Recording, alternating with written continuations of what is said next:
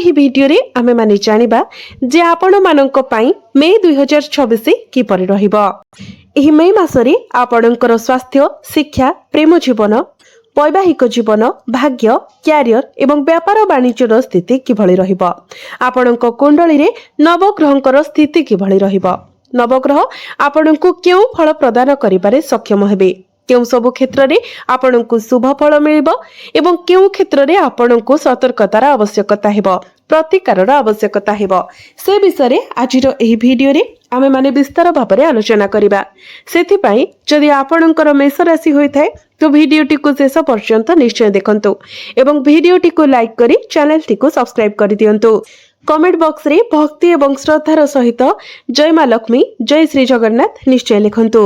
तेबे बंधु माने आजिर एही कार्यक्रमटी आपणकर जन्म राशि तथा चंद्र राशि उपरे आधारित अटे।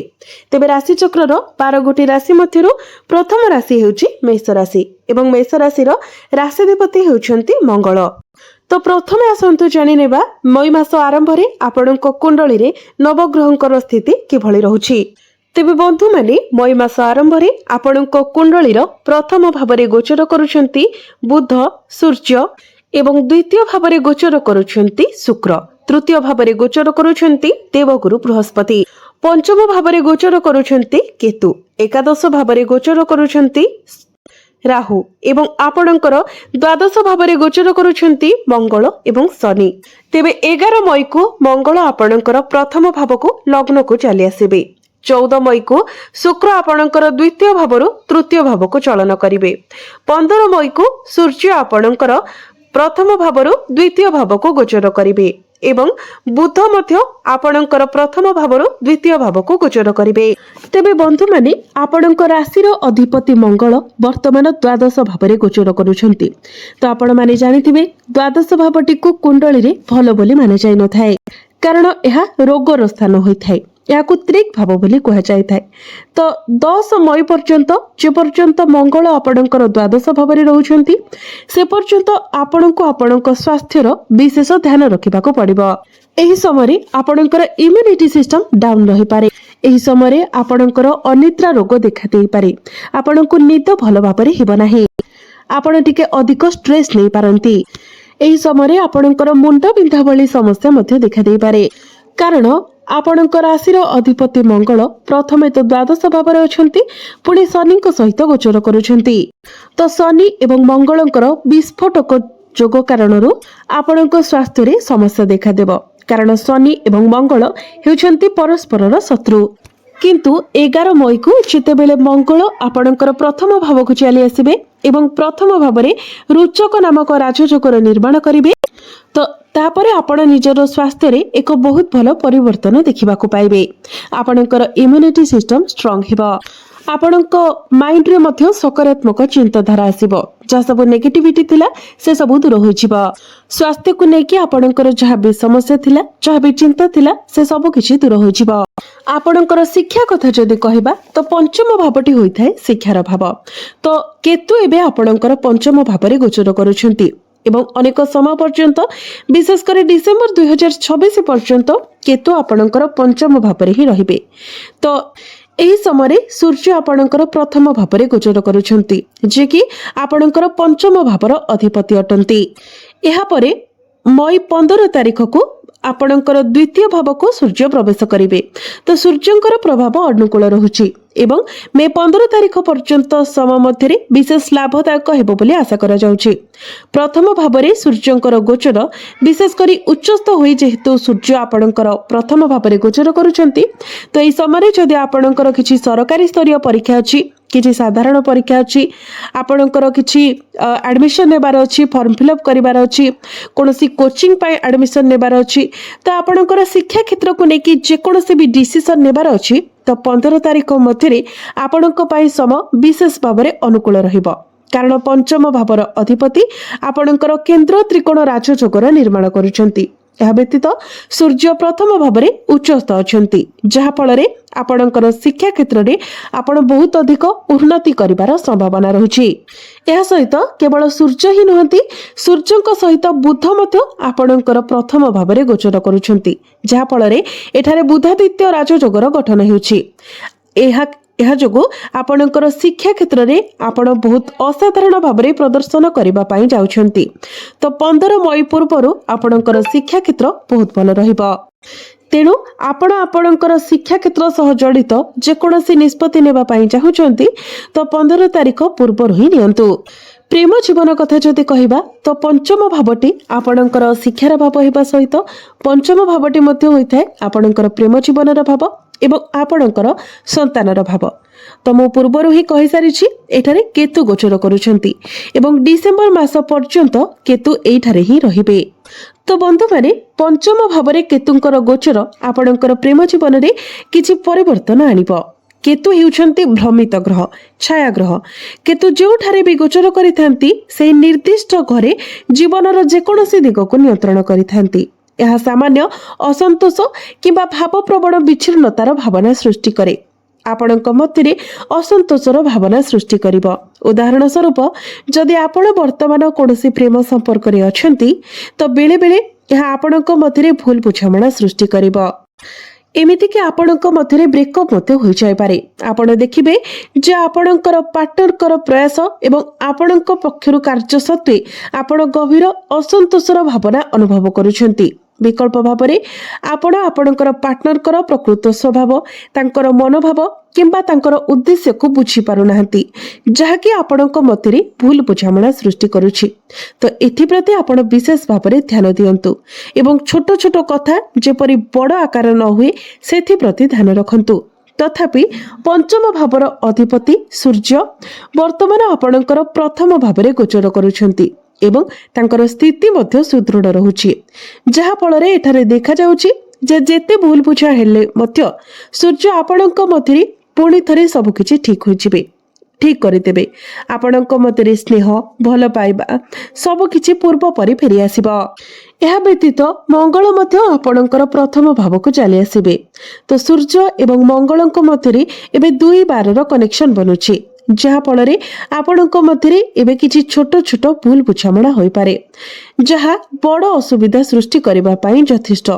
ତେଣୁ ଆପଣ ଯେତେ ପାରିବେ ଯୁକ୍ତି ତର୍କ, କୌଣସି ଛୋଟ ଛୋଟ କଥାକୁ ବଡ଼ କରିବା ଏହିସବୁକୁ ନିଜଠାରୁ ଦୂରେଇ ରଖନ୍ତୁ ଏବଂ ନିଜ ଭିତରେ ଅଣ୍ଡରଷ୍ଟାଣ୍ଡିଂ ରଖିବା ପାଇଁ ଚେଷ୍ଟା କରନ୍ତୁ। ଏବେ ଆସନ୍ତୁ ଜାଣିବା ଆପଣଙ୍କର ବୈବାହିକ ଜୀବନ କିଭଳି ରହିବ। ତ ବନ୍ଧୁମାନେ ସପ୍ତମ ଭାବଟି ହୋଇଥାଏ ବୈବାହିକ ଜୀବନର ଭାବ। ତ ଆପଣଙ୍କର ସପ୍ତମ ଭାବର ଅଧିପତି ଶୁକ୍ର ଏବେ ଆପଣଙ୍କର ଦ୍ୱିତୀୟ ଭାବରେ ଗୋଚର କରୁଛନ୍ତି। ଶୁକ୍ର ନିଜର ସ୍ୱରାଶିରେ ଦୃଢ଼ ସ୍ଥିତିରେ ଅଛନ୍ତି, କିନ୍ତୁ 14 ତାରିଖକୁ ଶୁକ୍ର ଆପଣଙ୍କର ତୃତୀୟ ଭାବକୁ ପ୍ରବେଶ କରିବେ, ମିଥୁନ ରାଶିରେ ପ୍ରବେଶ କରିବେ। ତ ମେ 14 ପରେ ଆପଣଙ୍କର ଜୀବନସାଥୀ ଟିକେ ବିଜି ରହିପାରନ୍ତି, ଆପଣଙ୍କ ପାଇଁ ଅଧିକ ସମୟ ନ ଦେଇପାରନ୍ତି କିମ୍ବା ହୁଏତ ଭାବପ୍ରବଣ ସ୍ତରରେ ଜିନିଷ ଗୁଡ଼ିକ ଟିକେ ଅସନ୍ତୁଳିତ ଅନୁଭବ ହୋଇପାରେ, କାରଣ ଶୁକ୍ର ତୃତୀୟ ଭାବରେ ଗୋଚର କରିବେ। ତଥାପି ମେ 14 ପୂର୍ବରୁ ଆପଣଙ୍କର ମଧ୍ୟରେ ବୈବାହିକ ଜୀବନ ବହୁତ ଭଲ ରହିବ, କାରଣ ଶୁକ୍ର ଏବଂ ମଙ୍ଗଳଙ୍କ ମଧ୍ୟରେ ବର୍ତ୍ତମାନ ଗୋଚର ବହୁତ ଭଲ ରହୁଛି। ତ ଆପଣଙ୍କର ଜୀବନସାଥୀଙ୍କୁ ଆପଣ ଟିକେ ବୁଝିବାକୁ ଚେଷ୍ଟା କରନ୍ତୁ। ଯଦି ସେ ଆପଣଙ୍କୁ କିଛି ଆଡଭାଇସ୍ ଦେଉଛନ୍ତି ତ ଆପଣ ତାକୁ ଗ୍ରହଣ କରନ୍ତୁ, ଏହା ଆପଣଙ୍କ ପାଇଁ ଲାଭପ୍ରଦ ସାବ୍ୟସ୍ତ ହେବ। ଏହା ବ୍ୟତୀତ ସପ୍ତମ ଭାବର ଅଧିପତି ଧନ ଭାବରେ ଗୋଚର କରୁଛନ୍ତି। ତ ଏଠାରେ ଏହା ସୂଚନା ମିଳୁଛି ଯେ ଆପଣଙ୍କର ଜୀବନସାଥୀ କୌଣସି ପ୍ରକାରର ଆର୍ଥିକ ଲାଭ ପାଇପାରନ୍ତି।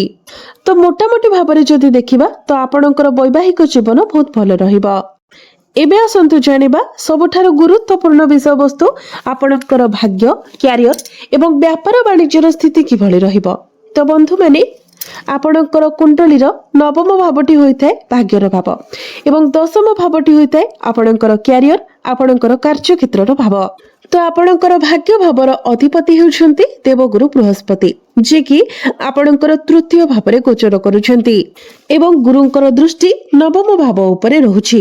ତଥାପି ଗୁରୁ ଏହି ସ୍ଥିତିରେ ଏକ ମିଶ୍ରିତ ଫଳ ପ୍ରଦାନ କରୁଛନ୍ତି, କିନ୍ତୁ 2 ଜୁନକୁ ଯେତେବେଳେ ଗୁରୁ ଆପଣଙ୍କର ଚତୁର୍ଥ ଭାବକୁ ଚାଲି ଆସିବେ ସେଠାରେ କେନ୍ଦ୍ର ତ୍ରିକୋଣ ରାଜଯୋଗର ନିର୍ମାଣ କରିବେ। तो आपण जदि किछि बड़ निष्पत्ति नेबा पाई चाहुचंती, किछि बड़ कार्य आरंभ करिबा पाई चाहुचंती एवं आपणकर वर्तमान सेमिति किछि इमरजेंसी नाही, तो आपण 2 जून पर्यंत टिके धैर्य रखंतु। 2 जून परे आपण जहा भी करिवे आपणको पूर्ण मात्रा रे आपणको भाग्यर साथ मिलिबो एवं अल्प परिश्रम रे आपणको प्रत्येक कार्य रे सफलता मिलिबो।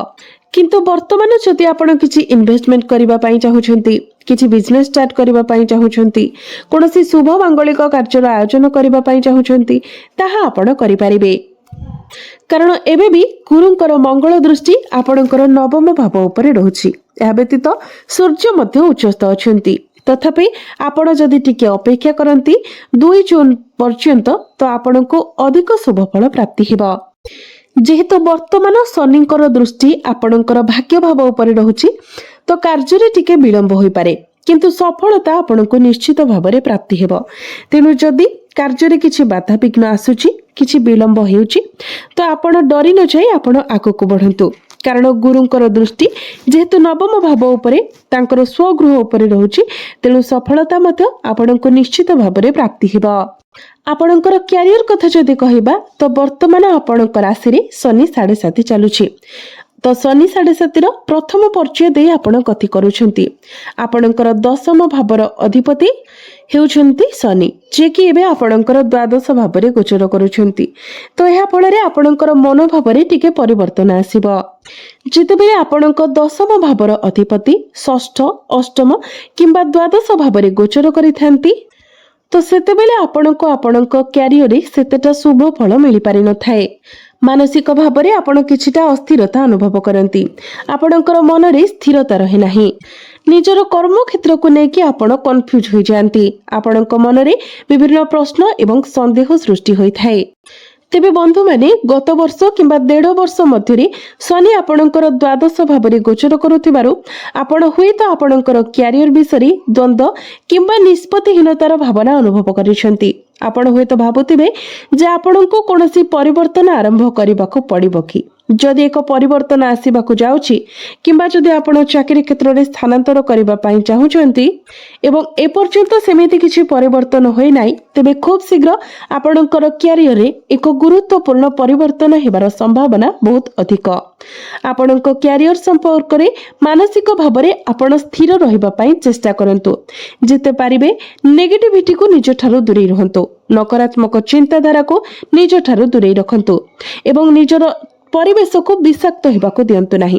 कारण शनि एबे द्वादश भावरे गोचर करूछंती। यह व्यतीत जदि शनि आपणको कुंडली रे खराब स्थिति रे थांती, पीड़ित अवस्था रे थांती किंबा शत्रु राशि रे गोचर करूथांती, तेबे निश्चित भाव उपरे आपणको उपरे कार्यभार अधिक रहिबो, जहा आपणको किछि कष्ट देई पारे। तथापि जदि शनि आपणको कुंडली रे भल स्थिति रे थांती, तो आपणको एक नूतन चाकरी मिलिबार प्रबल संभावना अछि। चाकरी क्षेत्र रे आपणकर पदोन्नति हेबार मध्य बहुत अधिक संभावना रहुछि। जदि आपण विदेश रे स्थायी वासस्थान पाइबा पई किंबा विदेश भ्रमण करिबा पई चाहुचंती, तो द्वादश भावरे शनिकर गोचर ए क्षेत्र रे आपणको साथ देबो। जो व्यक्ति माने विदेश रे रही किछि काम कार्य करूछंती, सेमानंको पई समय अनुकूल रहुछि। शनि 7.5 प्रभाव अधिक चिंता करबाको आपणको प्रेरणा दिए, अर्थात एही समय आपण ओवर थिंकिंग करिथांती। आपणकर क्यारियर को नेकी आपणको ऊपर टिके प्रेशर रही थाए। तेबे मने रखंतु आपण आपणकर कार्य क्षेत्र रे जेते पारिबे जुक्ति तर्क ठारू दूरे रहंतु। जे कोनोसी प्रकारर पॉलिटिक्स ठारू आपण दूरे रहिबाको चेष्टा करंतु। कारण एमितिरे भी शनि एवं मंगल एकत्र गोचर करुछंती, जहाँकि विस्फोटक जोगर निर्माण करुछि, जहा फल छोट छोट कथा मध्य बहुत बड़ आकार नहीं पारे एवं परिशेष रे आपणकर ही क्षति होई पारे। तेणु आपण चेष्टा करंतु जे कोनोसी प्रकारर जुक्ति तर्क ठारू आपण जेते पारिबे दूरे रहिबा पई। व्यवसायिक कथा जदि कहबा, तो शुक्र बहुत अनुकूल स्थिति रे अछंती। बुध आपणकर प्रथम भावरे केंद्र रे गोचर करुछंती एवं सप्तम भाव को देखुछंती। शुक्र आपणकर धन भावरे गोचर करुछंती। तो जदि आपण फैशन, पोशाक, ऑनलाइन, सार्वजनिक कारोबार किंबा भड़ा रोजगार सहित जड़ित, तेबे एही समय आपणक पई अत्यंत लाभदायक साब्यस्त हेबो। एहा व्यतीत जदि आपणकर କାର୍ଯ୍ୟ ଶୁକ୍ରଙ୍କ ସହିତ ଜଡ଼ିତ ଅର୍ଥାତ୍ ବିଳାସପୂର୍ଣ୍ଣ ସାମଗ୍ରୀ ଅଳଙ୍କାର କିମ୍ବା ବିଳାସପୂର୍ଣ୍ଣ ବ୍ରାଣ୍ଡ ଆପଣ ଏହିସବୁ କାର୍ଯ୍ୟ କରୁଛନ୍ତି ତେବେ ଶୁକ୍ରଙ୍କର ଅନୁକୂଳ ଗୋଚର ଆପଣଙ୍କର ବ୍ୟବସାୟ ବୃଦ୍ଧିରେ ସାହାଯ୍ୟ କରିବ। ଏହି ସମୟ 14 କିମ୍ବା 15 ମଇ ପର୍ଯ୍ୟନ୍ତ ବିଶେଷ ଭାବରେ ଉତ୍କୃଷ୍ଟ ଦେଖାଯାଉଛି। ତ ବନ୍ଧୁମାନେ ବିଜନେସ୍ ମଧ୍ୟ ଆପଣଙ୍କର ବହୁତ ଭଲ ରହିବ। ଏବେ ଆସନ୍ତୁ ଜାଣିବା କିଛି ପ୍ରତିକାର ବିଷୟରେ ଯେଉଁ ପ୍ରତିକାର ଗୁଡ଼ିକ କରିବା ଦ୍ୱାରା ଆପଣଙ୍କୁ ଅଧିକ ମାତ୍ରାରେ ଶୁଭ ଫଳ ପ୍ରାପ୍ତି ହେବ ଏବଂ ଯାହା ସବୁ ଅଶୁଭତ୍ୱ ରହୁଛି ସେଗୁଡ଼ିକ ମଧ୍ୟ ଖଣ୍ଡନ ହୋଇଯିବ। ତ ବନ୍ଧୁମାନେ ସେଥିପାଇଁ ଆପଣ ପ୍ରତ୍ୟେକ ଦିନ ଶନିଙ୍କର ବୀଜ ମନ୍ତ୍ର 108 ଥର ଜପ କରନ୍ତୁ। ପ୍ରତ୍ୟେକ ଦିନ ହନୁମାନ ଚାଳିସାର ପାଠ କରନ୍ତୁ ଏବଂ ପ୍ରତ୍ୟେକ ଦିନ ମଙ୍ଗଳଙ୍କର ବୀଜ ମନ୍ତ୍ର 108 ଥର ଜପ କରନ୍ତୁ। ଏହା ସହିତ ପ୍ରତ୍ୟେକ ଦିନ ଆପଣ ଉଦିତ ସୂର୍ଯ୍ୟଙ୍କୁ ତମ୍ବା ପାତ୍ରରେ ଜଳାର୍ଘ୍ୟ ଅର୍ପଣ କରନ୍ତୁ। ଆପଣଙ୍କୁ ଅଧିକ ମାତ୍ରାରେ ଶୁଭ ଫଳ ପ୍ରାପ୍ତି ହେବା ସହିତ ଅଶୁଭତ୍ୱ ଗୁଡ଼ିକ ମଧ୍ୟ ଖଣ୍ଡନ ହୋଇଯିବ ଏବଂ ଆପଣଙ୍କର ଭାଗ୍ୟରେ ମଧ୍ୟ ଉନ୍ନତି ଆସିବ। ତ ବନ୍ଧୁମାନେ ଆପଣଙ୍କର ଜୀବନ ମଙ୍ଗଳମୟ ହେଉ, ଏହା ହିଁ ଈଶ୍ୱରଙ୍କ ନିକଟରେ ମୋର ପ୍ରାର୍ଥନା। ଧନ୍ୟବାଦ।